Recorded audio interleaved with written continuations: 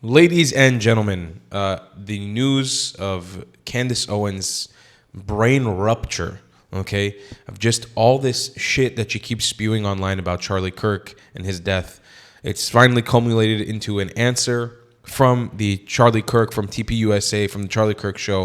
And we're going to look at that clip right now. I'm Tall the Traveling Clad, your sweet Zionist prince whose land was promised to me 3,000 years ago.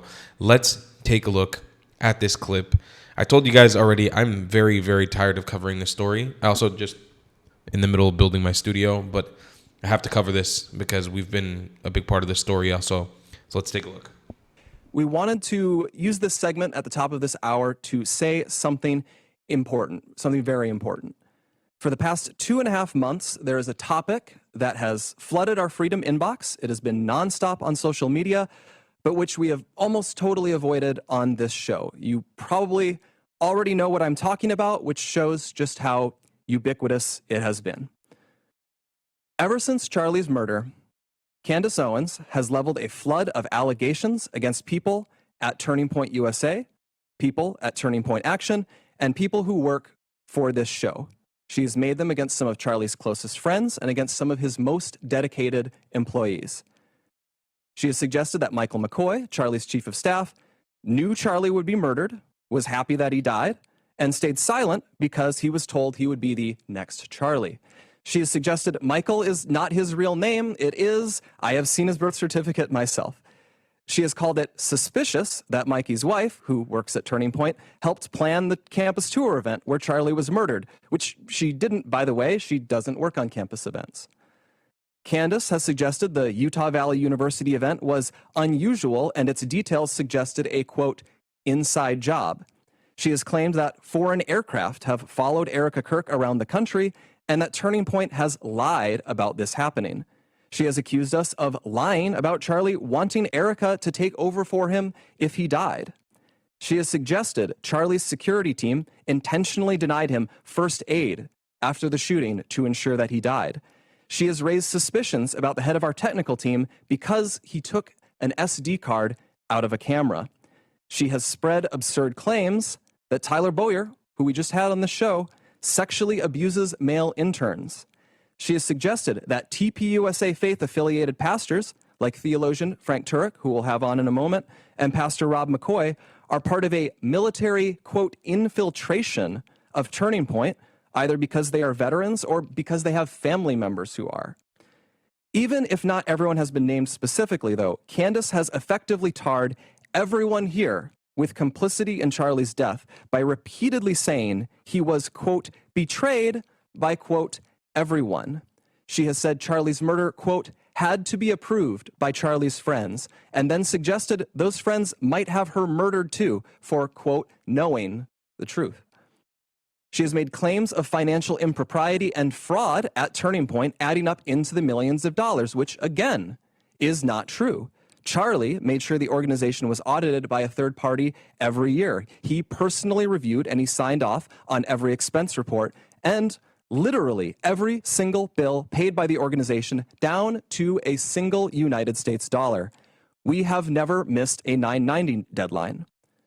Candace has made other stranger allegations involving French paratroopers in maroon shirts, Egyptian Air Force planes flying out of Provo, Utah, and potential underground assassins traveling through unseen tunnels. At one point in early November, she started wildly throwing suspicion on members of Utah Valley's soccer team for wearing hoodies. I could go on. There is always something new coming up, and none of it ever pans out because, from the start, there has been nothing there. The attacks and allegations from Candace are either lies or they are innuendos thrown around with a total, reckless disregard for the truth, so that Candace can manipulate and string along an audience of people who don't realize they are being played. Instead of being able to grieve properly after one of the most heinous murders in American history, a murder many of us had to witness, my friends have had to endure harassment from people who have gotten whipped up by what Candace is saying. In fact, I would say we have suffered more harassment from these people than we have from Antifa supporters who overtly celebrate Charlie's murder. And just like a lot of those Antifa members, many of these people take this delight in how gross and unpleasant they can be. What our friends have had to endure is not funny, and it's not insignificant. It is evil. I have seen it. For months, we have received hundreds, thousands, I suspect, emails and calls asking us to respond. People have wanted us to invite Candace on the show, but for a long time, our approach was to say nothing. We did that for several reasons.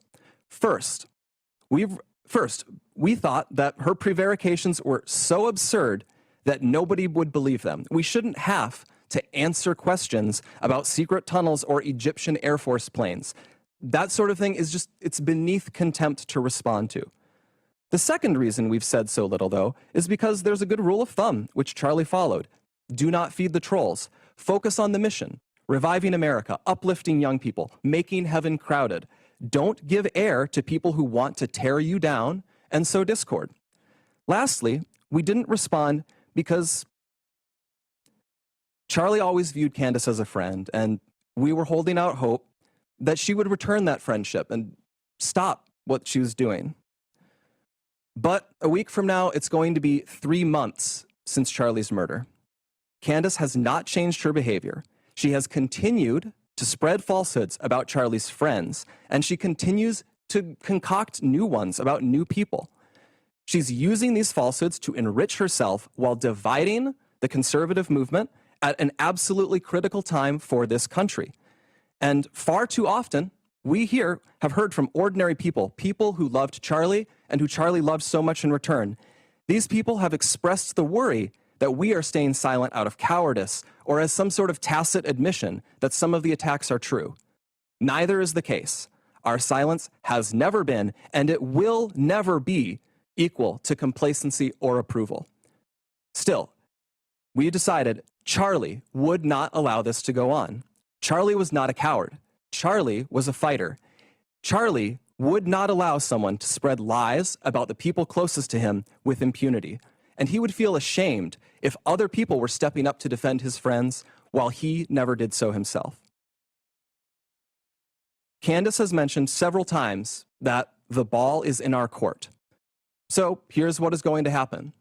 In the near future, there will be a live stream here in Phoenix where we address in a clear and comprehensive way the claims and accusations, the false accusations that have been made against Charlie's family, friends, and the people here at Turning Point. We plan to walk through everything carefully and thoroughly. If Candace is available, we would sincerely welcome her participation in that live stream at our studio here in Phoenix.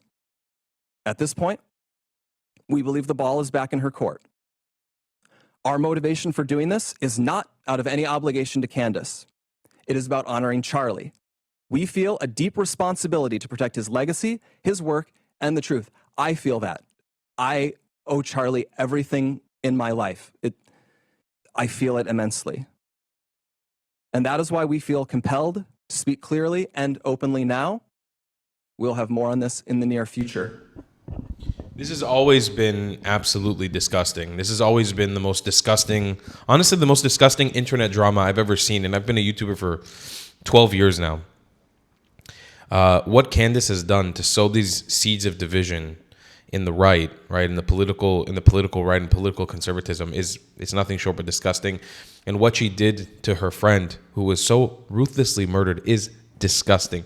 And I actually give a lot of pride to the Turning Point people, to the organization, for finally coming clean and saying something about it, because for a long time they have been ignoring it. And everybody them ignoring it, I think, fed into it more. Now, here is Tall offering an alternative position. Candace, okay, definitely is suffering from some sort of psychosis. Okay, something's wrong with her. I say she's retarded. I mean, I just made a tweet about her saying retarded. I think she is retarded, but I think she's suffering from something, like some sort of disease, some sort of mental illness. In addition to that, it seems that she is allegedly getting paid by a foreign government to propagate this stuff. It really does seem like it. All the propaganda is there. And you see this axis that's been sort of popping up on the right. Tucker Carlson, Nick Fuentes, Candace Owens. They pretend to hate each other, okay? But they're all sort of preaching the same ideology. And it all comes back to Israel and the Jews at the end of the day. When you're fighting, and I think Turning Point is now feeling what it feels like to be Israel. And what you did here with this clip, you did hasbara. You did hasbara. You came out and you explained yourself. And you're about to go and explain yourself again. I appreciate Charlie's message more than anyone. The having conversations, there's a time and place for that. I would say the time and place for conversations is revolved around particular individuals, people susceptible to the truth, people who are ill-informed, not propagandists like Tucker Carlson, Candace Owens, Nick Fuentes. Those people you can't hasbara your way out of. Does that make sense? Because, like, look, I do this professionally as a job. There is a time and place when you offer an explanation. But when somebody is a ruthless piece of shit, yeah, who is looking to destroy, looking to add negativity, looking to take away, that's when you attack.